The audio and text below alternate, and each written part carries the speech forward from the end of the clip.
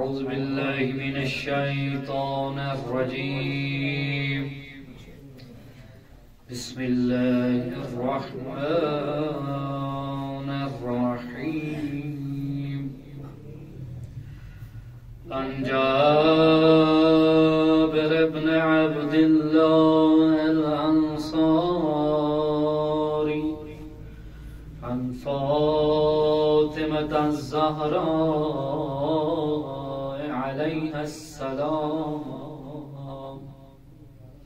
بنت رسول الله صلى الله عليه وآله قال: سمعت فاطمة أنها قالت: دخل علي أبي رسول الله في بعض الأيام فقال: السلام عليك يا فاطمة. فقلت: عليك السلام. قال: إني أجد في بدني ضعفا. فقلت له: أعيذك بالله يا أبتاه من الضعف. فقال: يا فاطمة ائتيني بالكساء اليماني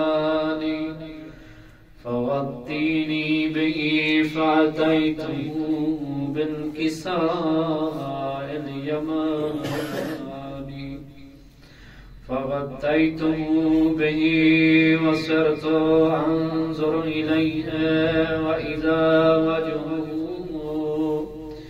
يتلألأ كأنه البدر في ليلة تمامه وكماله. فما كانت إلا ساعة وإذا بولدي الحسن قد أقبل وقال: السلام عليك يا أمه. فقلت: وعليك السلام يا قرة عيني وثمرة فؤادي. فقال: يا أمه إني أشم عندك رائحة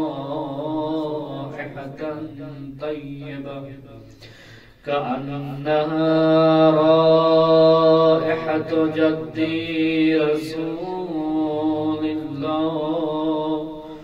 فقلت: نعم، إن جدك تحت الكساء. فأقبل الحسن نحو الكساء وقال: السلام عليك يا جداه. يا رسول الله، أتأذن لي أن أدخل معك تحت الكساء؟ فقال: وعليك السلام. يا ولدي ويا صاحب حوضي، قد أذنت لك. فدخل معه تحت الكساء. فما كانت إلا ساعة وإذا بولدي المساء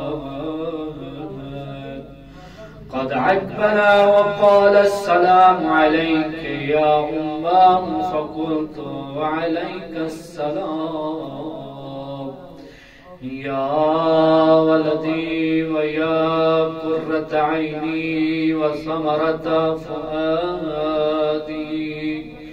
فقال لي: يا أمه إني أشم عندك رائحة طيبة كأنها رائحة جد رسول الله صلى الله عليه وآله. فقلت نعم إن جدك وأخاك تحت الكساء. فدنا الحسين نحو الكساء وقال السلام عليك يا جدا، السلام عليك يا من اختاره الله. تعزن لي أن أكون معكما تحت الكساء. فقال وعليك السلام يا ولدي ويا شافع أمتي، قد عزمت لك. فدخل معهما تحت الكساء. فأقبل عند ذلك أبو الحسن علي بن أبي طالب صلى الله عليه وسلم. اللهم صل على محمد وآل محمد. وقال السلام عليك يا بنت رسول الله. فقلت عليك السلام يا أبا الحسن ويا أمير المؤمنين. فقال يا فاطمة إني أشم عندك رائحة طيبة كأنها رائحة أخي وابن عم رسول الله. فقلت نعم ومع ولديك تحت الكساء. فأقبل علي نحو الكساء وقال السلام عليك يا رسول الله. أتعزن لي أن أكون معكم تحت الكساء؟ قال له وعليك السلام يا أخي ويا وصيي وخليفتي وصاحب لوائي، قد أذنت لك. فدخل علي تحت الكساء. ثم أتيت نحو الكساء وقلت السلام عليك يا أبتاه يا رسول الله. أتعزم لي أن أكون معكم تحت الكساء؟ قال وعليك السلام يا بنتي ويا بضعتي، قد عزمت لك. فدخلت تحت الكساء فلما اكتملنا جميعا تحت الكساء أخذ بي رسول الله بطرفي الكساء وأومأ بيده اليمنى إلى السماء وقال اللهم إن هؤلاء أهل بيتي وخاصتي وحامتي، لحمهم لحمي ودمهم دمي، يؤلمني ما يؤلمهم ويحزنني ما يحزنهم.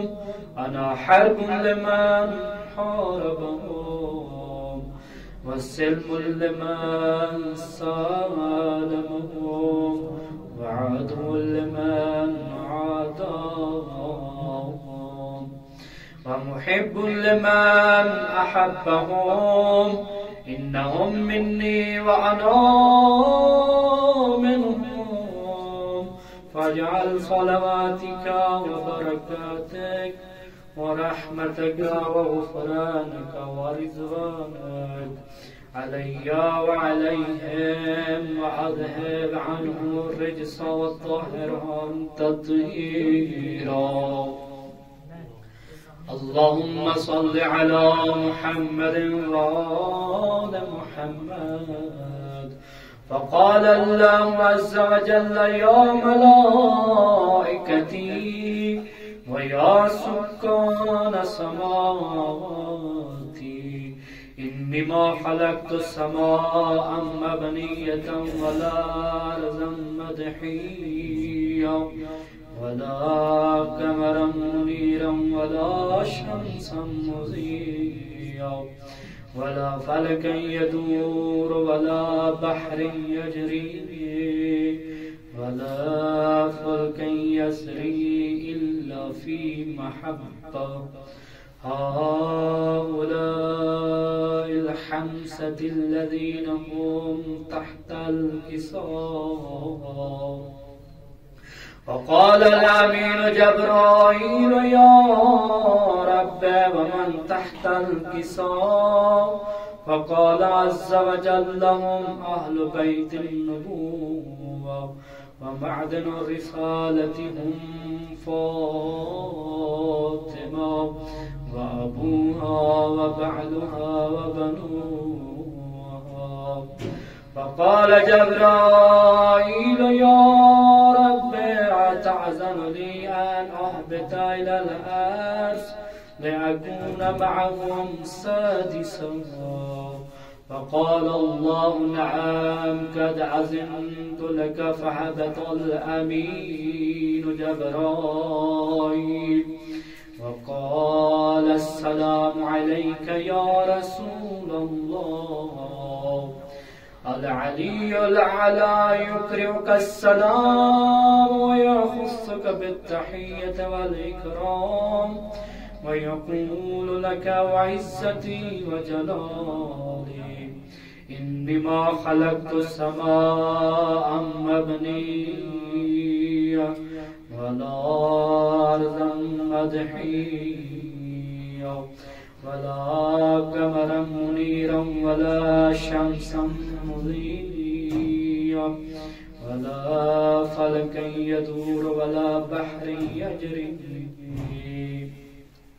ولا فلك يسري إلا لأجلكم ومحبتكم وقد أذن لي أن أدخل معكم فهل تعزن لي يا رسول الله فقال رسول الله وعليك السلام يا أمين وحي الله إنه نعم قد أذنت لك فدخل جبرائيل معنا تحت الكساء فقال لأبي إن الله قد أوحى إليكم يقول إنما يريد الله ليذهب عنكم الرجس أهل البيت ويطهركم تطهيرا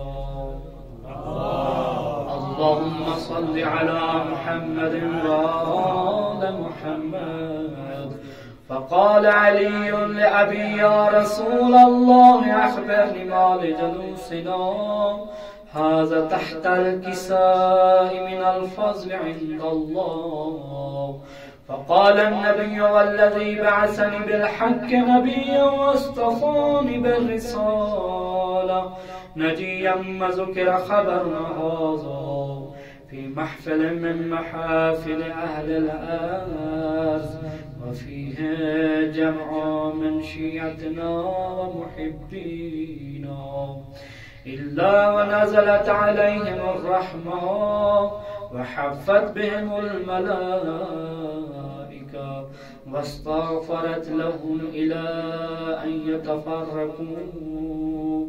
فقال علي إذا والله فزنا وفاز شيعتنا ورب الكعبة.